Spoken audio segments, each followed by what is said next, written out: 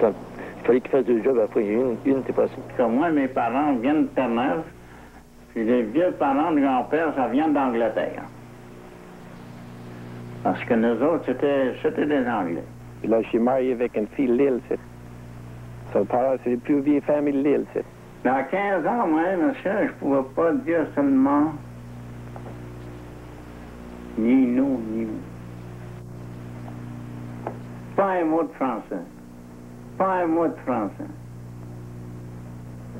J'ai été constable, je suis venu un juge de paix, puis c'est tout ça de l'affaire dans ma vie. Ouais.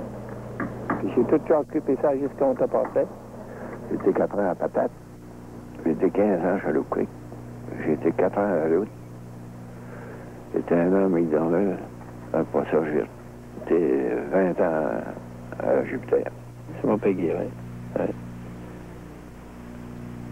Ouais. J'avais choisi une petite place dans le cimetière, je sais pas si je vais l'avoir.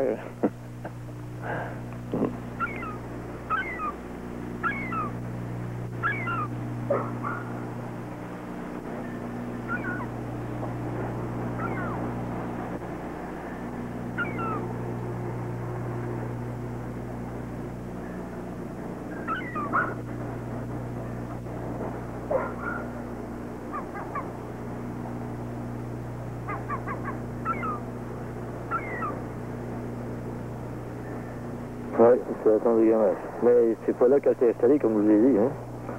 Elle était plus bas. Quelques maraudeurs, là, ils ont monté, puis ont creusé. Puis pour voir si Gamache vraiment était là. Comme de fait, Gamache était là parce qu'il avait tenté là. Lui, sa femme, puis ses petites filles. De ça, sa femme, l'hiver, ça allait dans l'île, puis pêchait, puis quand de la chasse. Printemps, quand il est arrivé, il a trouvé sa femme morte à la maison. Elle était toute seule, là. Ben, comme ils en parlaient, c'est un homme qui est assez dur.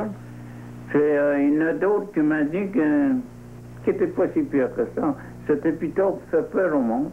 Je vois plutôt des tours qui faisaient du mal. Il faisait tout ça, il faisait de la contrebande. Et le bateau du gouvernement, il courait après.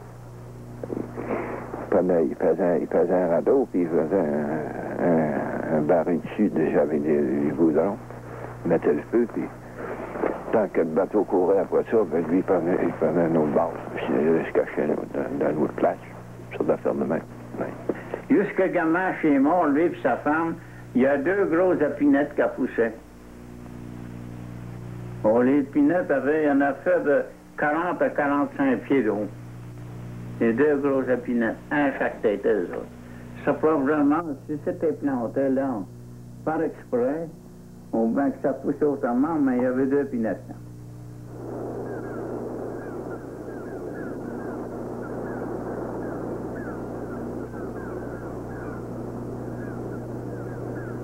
Il y a plusieurs naufrages ici, une trentaine, quarantaine. Ah, il y en a plusieurs qui ont mis choix, hein. Il y en a plusieurs qui ont mis choix, c'est oui. Et comme moi, j'étais pas au courant de ça parce que j'étais pas là beaucoup. Bien entendu, les gens n'étaient pas habitués, puis c'était la voile. À la voile, ben, on dérive souvent. Le plus gros, c'était celui de Port-Guipé. L'équipage au-dessus de barquer à terre, puis il y avait un mélaroute. Puis il a tout tué. Il a tout tué, puis ils ont mangé ça. Quand ils ont trouvé dans le printemps, des pêcheurs de loups marins, des goélettes, des gars du Groupe Saint-Pierre. Et puis, ils ont trouvé ça, le mélaroute de mort, couché dans un hamac, puis il y avait un gros chaudron avec tous les bras puis les jambes de cuits. Manger ça. Alors moi, c'est toutes les carcasses, puis on enterrait ça, là, au Guipé. Ah oui, on trouve des places, là, des places de monde, des terrains, là, des petits cimetières tout autour de l'île. Le monde qui se terrait là, près de la mer. Hein. Pour ça, dans le vieil temps, ils appelaient ça le cimetière légal. Puis à cette heure, c'est le paradis légal.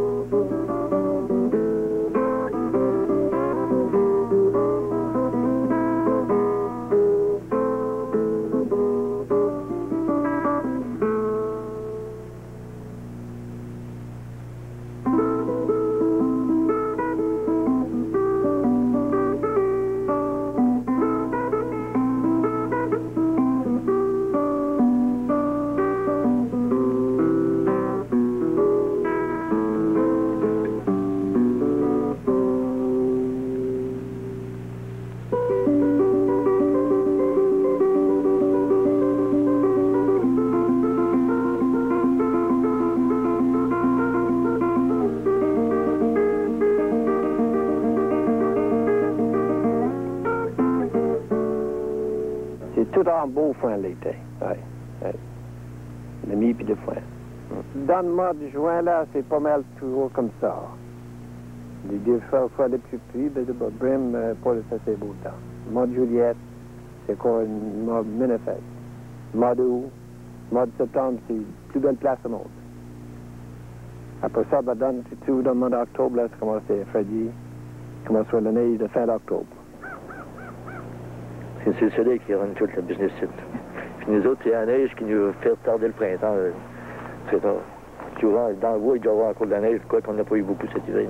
Un very acid year. Beaucoup le vent. Et des belles brises de vent, des fois, c'est 80-90 000 l'air. Des bancs de neige jusqu'à 25-30 pieds de haut. Il y a des maisons comme Charlie McCormick, là. On ne la voit pas dans les bancs de neige, des fois. Tout entouré. On ne voit pas cette maison-là. Mais dans une forêt, c'est moins pire. Si tu vas dans une forêt, le verre, c'est beau. On marche, on a des skidoo, les chemins sont toujours ouverts. Du airport, partout dans le village, tout est ouvert partout. Puis nettoyer le chemin, il niveler le chemin, puis ça marchait sur les bancs de neige. Tu peux aller attendre au printemps pour que la neige fonde, pour marcher la fin de mai, puis encore tourner les bancs de neige. On a mal du temps.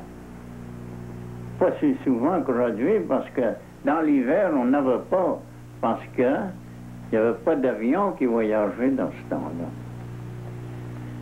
Donc, tout ce qu'il y avait, on ne pouvait pas parler de l'autre côté à part de par télégraphe. Ça marchait tout par télégraphe. L'année qu'on s'est mariés, c'était brisé, puis il n'y en a pas de nouvelles. Tout un hiver, aucune nouvelle. Aucune nouvelle.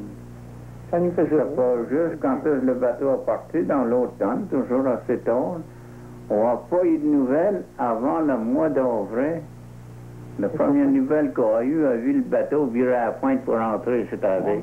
On sortait justement à la messe.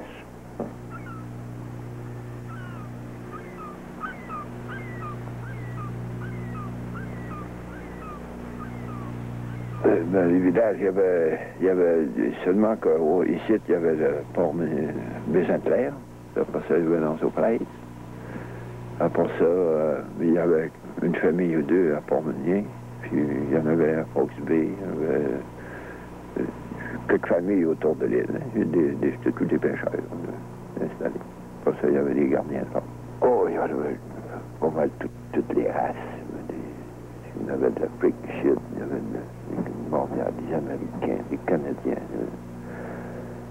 C'est un peu de toutes les sortes, des Français. Je veux bien croire que le commencement, c'était peut-être pas mal pauvre. Mais ça vivait pas comme ça vit à présent. Parce qu'il n'y avait aucune gagne, aucune d'autre chose que la poisson. Le poisson, dans ce temps-là, moi, ça se vendait pas trop cher. La chasse, il n'avait presque pas. Des fois qu'il pognait 1, 2 nord dans l'hiver, Puis dans ce temps-là, ça se vendait pas trop cher. Il n'y avait pas d'autre chose que ça. Puis après ça, quand Mini a pris, ben, là, ils ont engagé une monde. Ça commence à bâtir, hein, voilà l'autre, hein, les petits moulins à scie, toutes ces affaires-là, pour employer le monde. Puis quand Meunier avait acheté l'île dans 1895, là, le monde là, c'est là qu'il reste ici. Il continue de travailler pour Meunier. Là, comme il dit, il y en a qui disent, ben, il y avait plus de gens, il y avait une meilleure vie. D'autres, ils disaient, ben, il y avait perdu sa liberté, puis beaucoup, ils partaient l'île. Des pêcheurs qui avaient qui étaient bâtis comme dans aux fraises, ici, Meunier a acheté des maisons, il a payé pour les maisons. Puis, tout a été à Meunier. Il a commencé par se faire des petits moulins pour bâtir. Il a fait le chemin qui part de la baie Sainte-Claire, à venir ici. Ça, c'était fait à la main. Hein. Il n'y avait pas dans ce temps-là, c'était la pelle, puis tout est branché partout aussi. Puis couper du bois. Puis aussitôt que le bois a été coupé, la boue fait des terres. Ça faisait des fermes. C'est comme ça qu'il y a eu 3 fermes de fait. Une au Rantilly, vous avez vu ça, c'est quel décor? Il y avait la baie Sainte-Claire, puis après ça ici. Là-dessus, ben, il élevait toutes sortes d'animaux. Il a élevé le cheval, il y avait les bêtes à cornes, il y avait toujours... Pour la population anticosti seulement, il pouvait fournir la viande des bovins aussi. Il pouvait tout fournir ça. Puis les chevaux, il y en avait en quantité, mais il y avait des jeveurs, alors il fallait qu'il fasse venir d'autres viandes pour ça. Mais il récoltait assez aussi pour nourrir tous ces animaux avec ses fermes. Parce que lui, il a déjà... Pour le jardinage, c'est bon. Il a déjà eu le premier prix pour le jardin, puis il y avait un chou de 25 pour les jardins, c'est extra. Extra. Moi, j'ai sorti des beaux choux ici de 25 livres, rien que la pomme des choux. Pour Meunier, il y avait un beau chemin de fer, il y avait 5 locomotives à vapeur. Puis ça partait du quai aller jusqu'à 22 000. Après ça, il y avait des embranchements, plusieurs embranchements. Je pense que ça donnait 38 000 de chemin de fer. Là. Son bateau qu'il avait, le Savoie, qu'il a fait en 1909, là, puis qui voyage encore aujourd'hui, ben, il a embarqué une locomotive, pas en morceaux, mais complètement dedans. Le borleur, les borleurs faisaient jusqu'à 18 ans, puis il prenait ça avec son derrick, il avait un gros derrick. Puis il mettait ça dans le bateau. C'est son plaisir, tu vois. Seulement qu'il... C'était un millionnaire, puis il dépensait son argent. C'était millionnaire, archi-millionnaire, puis il a remarqué une femme qui était plus riche que lui, alors. Il avait de l'argent à savoir quoi. Il a coûté toute sa fortune, quoi. Parce que son frère parlait avec mon père, c'est Gaston qui a eu l'île après, c'était Henri le premier. Maintenant, c'était Gaston. Puis il disait à papa, il dit, vous savez, mon frère, il est mort pauvre. Il ne lui restait que 10 millions. Les autres avaient 17 de nos poches. Il était pauvre. C'est comme ça. Et il a dépensé beaucoup d'argent dessus. Tout son argent, il l'a dépensé. Henri était un gars qui était entrepreneur. Il était ingénieur électricien. Il a tout bâti là. C'est encore son ouvrage, celui, à part que le cargo. Là. Et tout cet ouvrage-là, c'était fait par Meunier et ses gens. Il employait beaucoup de monde. C'était des plans que Meunier avait emportés de France, de Loisel, par là, ce qu'il avait fait pour le chocolat. C'est ces plans-là qu'il y avait. Premièrement, le rez-de-chaussée, c'était une cave pour eux, puis le loyer était en haut. Puis aujourd'hui, ben, c'est un loyer à grandeur. C'est 3 étages au lieu de 2, ici. Ouais, c'est tout, il y a un hôpital, magasin, charcuterie, boulanger, hôtel, toute bâtie, c'était à grandeur.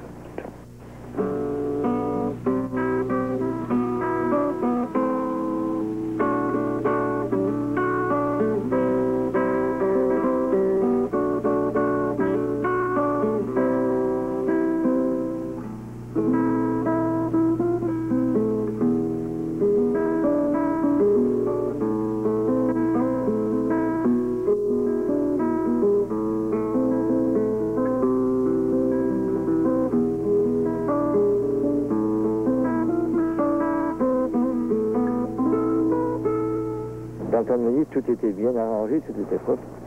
Il y avait un homme dans le village pour s'occuper de la rue, mettre une ligne, puis suivre la ligne tout autour le foin, l'herbe qui poussait. Il fallait que la rue soit comme de la chatte, quoi. Au château, c'était encore pareil. Il y avait un autre individu là qui nettoyait toutes les tours du château. Aussitôt qu'il y avait une petite graine de foin qui poussait de l'autre. Partir, en laissant le village, il fallait que la voiture qui s'en allait brosse la roue droite dans le bord de l'herbe, toujours dans le bord de l'herbe. Ça empruntait toujours le chemin. Puis les chemins étaient comme un chemin d'asphalte. On vivait bien. Seulement que quand les visiteurs qui rentraient, il fallait qu'ils demandent la permission avant d'entrer. M. Mignet, il est là. Il passait 2 mois au château par année. Il allait faire un tour jusqu'au lac Simone. Il faire un tour pour une passer un petit bout de temps sur la petite île, puis s'en revenir. Quand on a les moyens, vous savez. Puis nous, ça nous faisait gagner notre vie. On était payés tout aussi bien que quand on pouvait être payés en dehors.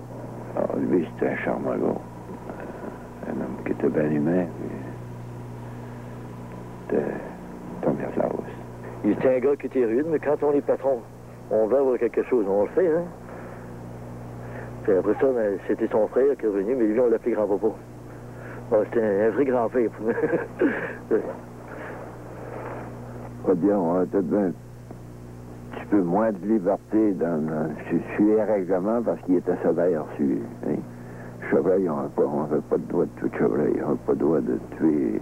On n'avait pas le droit de garder d'armes. La pêche, ça, des affaires, on faisait. Les armes, on n'avait pas le droit d'avoir d'armes sur l'île. Fait qu'on avait les outardes, le canard, ça c'était comme des poules. Hein? On avait la ferme de Rantilly, là. On avait une affaire à peu près de 15 à 20 arpents d'orge. Quand on venait pour ramasser, il n'y avait plus rien. C'était son fun de voir les outardes. Dans le temps, il ne pouvait pas garocher une roche après les outardes. On s'en allait dans les champs, on envoyait les outardes pareil comme on envoyait les poules. Il n'y avait pas plus peur de nous autres qui n'étaient pas tirés, rien. Les chevreuils, c'est pareil. Les champs d'avoine, les chevreuils, dedans, c'était... Il y avait un fun avec ça. Les chevreuils s'engraissaient. On les chevreuils, il y en avait, monsieur. C'était des vrais troupeaux de moutons.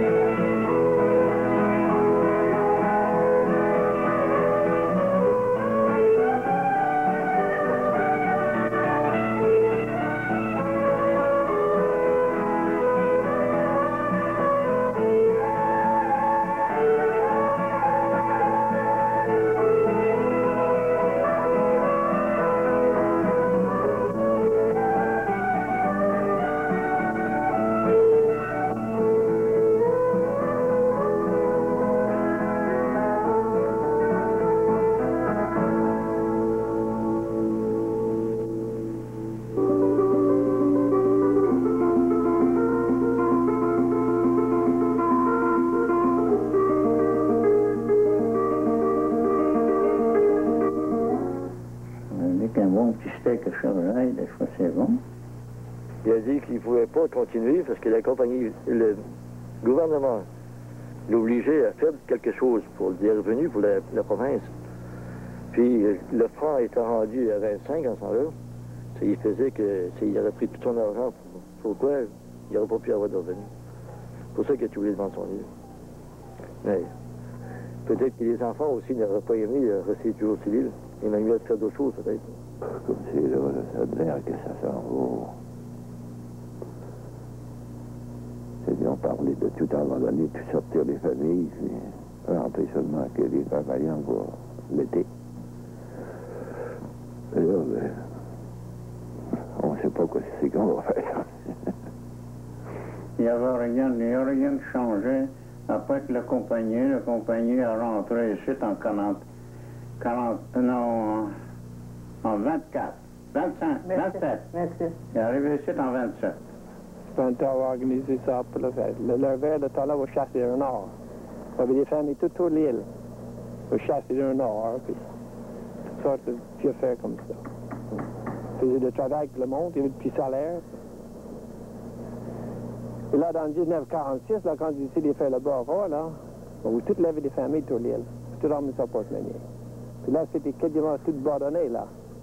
J'avais la misère, là. La compagnie avait les petits temps de parler de tout, la chasse, le pays, ça compte des pis, ça. Là, ça a l'air que ça veut reprendre un peu. Je pense qu'il y a la compagnie qui a un Port-Cartier, là, ils vont recommencer à faire du bois. Il doit rentrer 2 jobs à l'heure de faire un peu de bois pour envoyer le bois là-bas. C'est fait que ça va donner d'ouvrage un peu. C'est comme c'est là, c'est seulement que la pêche puis la chasse. Mais tout probablement qu'avec la compagnie qu'on a, ça va revenir. Non, oui, oh, oui. Ils vont tarder un peu, le bois va se vendre. C'est à cause que le papier ne sent pas beaucoup, hein. Il y a trop de compagnies de papier. Aussitôt qu'ils vont avoir besoin du bois, ils vont prendre encore l'identité.